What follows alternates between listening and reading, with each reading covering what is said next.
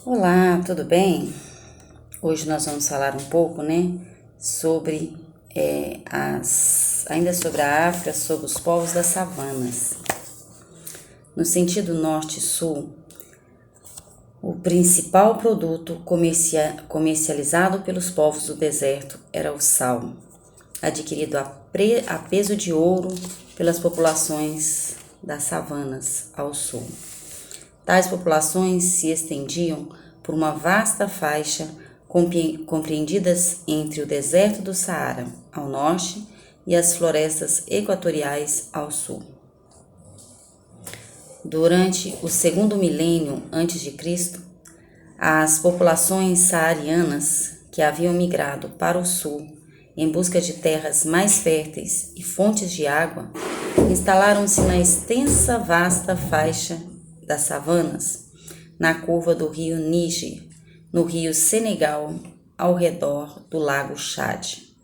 E as pequenas comunidades praticavam a agricultura.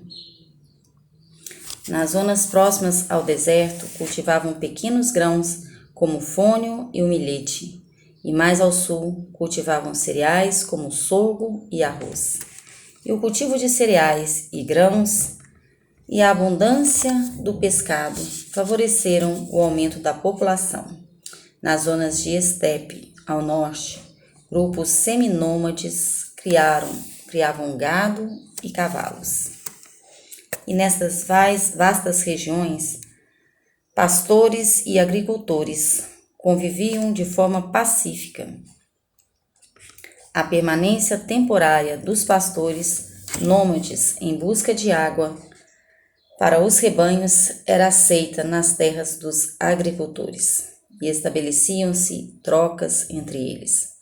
Os agricultores recebiam leite, gado e cavalos, e os pastores adquiriam cereais e hortaliças.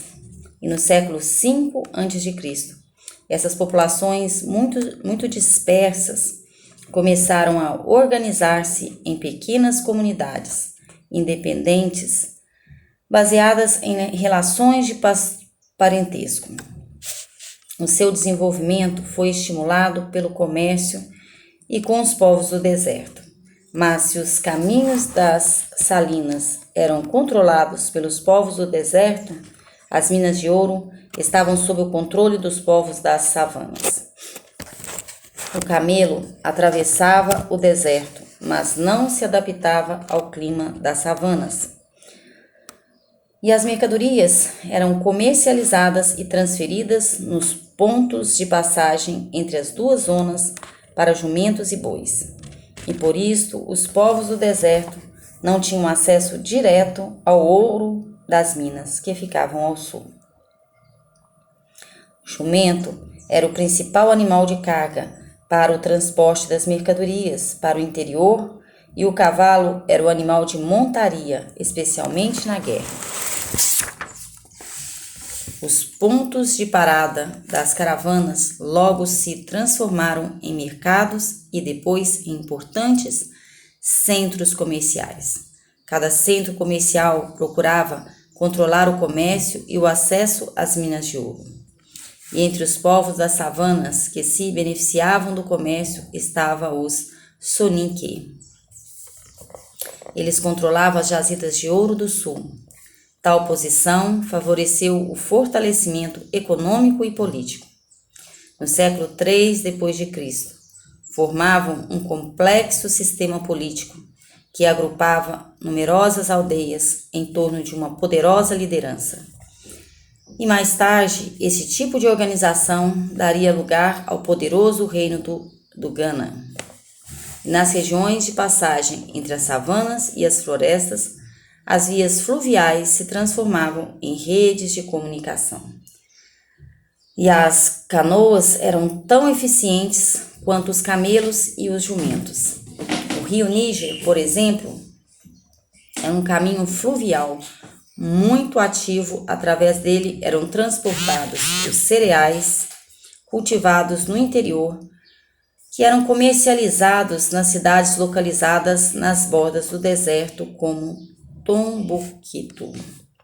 Os rios que corriam para o interior Também facilitavam as trocas com as populações de pescadores e as populações das florestas que praticavam agricultura e ainda as populações caçadoras-coletoras que viviam no interior da densa floresta equatorial. Mas o que estava acontecendo nas terras que se estendiam para lá da orla da floresta equatorial?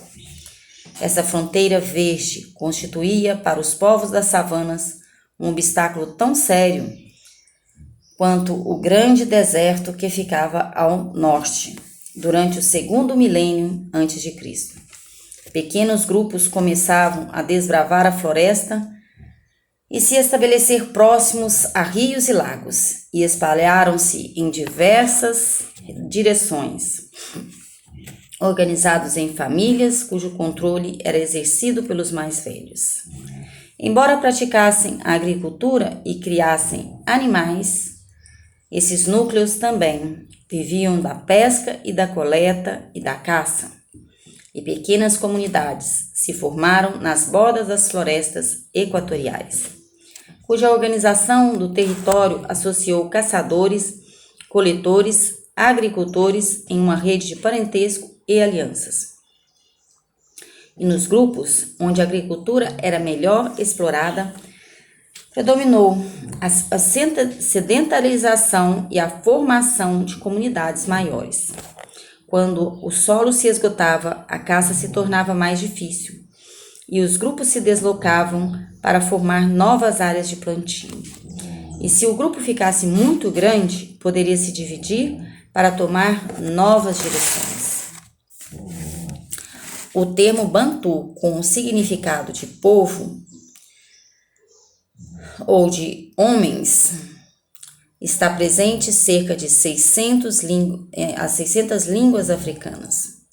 E essas línguas aparentadas cobrem uma superfície de cerca de 9 milhões de quilômetros quadrados, ao sul de uma linha quase horizontal, cortando o continente africano da Baía da Biafra, sudoeste da Nigéria, a Melinde, na costa do Oceano Índico. Nos dias de hoje, o termo Bantu aplica-se aos povos que somam mais de 200 milhões de pessoas. As pesquisas apontam que as línguas bantas foram propagadas a partir de um núcleo comum, estabelecido há uns 3 ou 4 mil anos. E alguns traços culturais desses povos distinguem seus descendentes até hoje por meio dos ritos de iniciação à idade adulta, o pastoreio e a prática do cultivo do sorgo e dos milhos miúdos, a circuncisão e o enterramento dos mortos sob montes de pedra. Supõe-se que os núcleos iniciais seriam originários da região do rio Benue, entre a fronteira da Nigéria e Camarões, e que seus sucessivos deslocamentos teriam se dirigido para leste e sul por 2 conjuntos de caminhos que cortavam a floresta equatorial. E nos caminhos para o leste, esses grupos chegavam a terras da África Oriental. E os caminhos que seguiam para o sul os levaram para a emboscadura do rio Congo e África Austral. O domínio da agricultura, os instrumentos de metal e a organização política foram fundamentais nesta longa dispersão, tornando-os capazes de submeter outros povos com menos recursos, especialmente os caçadores-coletores, habitantes originais das florestas e savanas da África do Centro e do Sul. Os grupos Bantu, que se estabeleceram na África Oriental, desenvolveram o cultivo do sorgo e do milhete e a criação de gado bovino, durante a convivência com os povos vindos do Vale do Nilo, que também lá se estabeleceram por volta do 1º milênio a.C. Quando o solo começava a perder a fertilidade ou a caça não era suficiente para alimentar a aldeia, o grupo seguia adiante. E quando o grupo crescia muito, dividia-se, dando origem a novos grupos. mudanças de paisagens encontrando novas culturas, os bantus enriqueciam e diversificavam seu vocabulário, adquirindo novos hábitos e objetos, novas tecnologias, novos símbolos sagrados e de poder. E neste longo processo, os povos bantu ocupavam parte das florestas, as savanas no interior da África Ocidental e as florestas litorâneas mais úmidas. À medida que se espalhavam pela floresta equatorial da bacia do rio Congo, as aldeias se tornavam maiores. No século III d.C., já havia se estabelecido na região em torno dos grandes lagos e rumavam para o sul da África. E poucos séculos mais tarde, em um dos avanços mais rápidos dessa longa dispersão, os agricultores bantu chegaram até a costa do sul da África e o leste da atual cidade do Cabo. E durante esta longa dispersão, os povos bantu encontraram no caminho diversos povos que já estavam estabelecidos nas diferentes áreas desde épocas muito remotas, como os povos chamados de pigmeus e mosquimanos. Pigmeu é o nome genérico dado a diversos grupos étnicos como o Tuá, Muti, a Baca, a Aca, cuja característica é a baixa estatura. São pequeninos, da altura de uma criança de 9 a 11 anos, ou seja, cerca de 1,20 m a 1,5 m, mas são caçadores ágeis e temidos no coração da África. E esses povos estão entre os mais antigos habitantes do continente africano. Eles viviam nas florestas antes da chegada dos povos agricultores e utilizavam as mesmas técnicas de caça desenvolvidas por seus antepassados. Atualmente, podem ser encontrados em pequenos grupos nas florestas de Camarões, no Gabão, Guiné Equatorial e algumas regiões da República Centro-Africana, Uganda, República Democrática do Congo, Botsuana, Angola, Namíbia, Ruanda e Zâmbia. Lendas muito antigas já se referiam aos seres pequeninos que viviam nas florestas antes da chegada dos povos de maior estatura. Seria dotado de poderes mágicos e tão pequeninos que passariam desapercebidos pela vegetação. Esses povos foram grupos muito organizados, em que o caçador ocupa lugar de prestígio, mas a caça exige força e coragem. Ao mesmo tempo, o caçador deve ser conhecedor da floresta e de seus mistérios. A caça é uma atividade masculina e de cooperação, que exige muita disciplina. Caçam desde pequenos animais, como porcos e veados, até hipopótamos e elefantes, e utilizam redes como armadilhas e são muito habilidosos com o arco e com a flecha.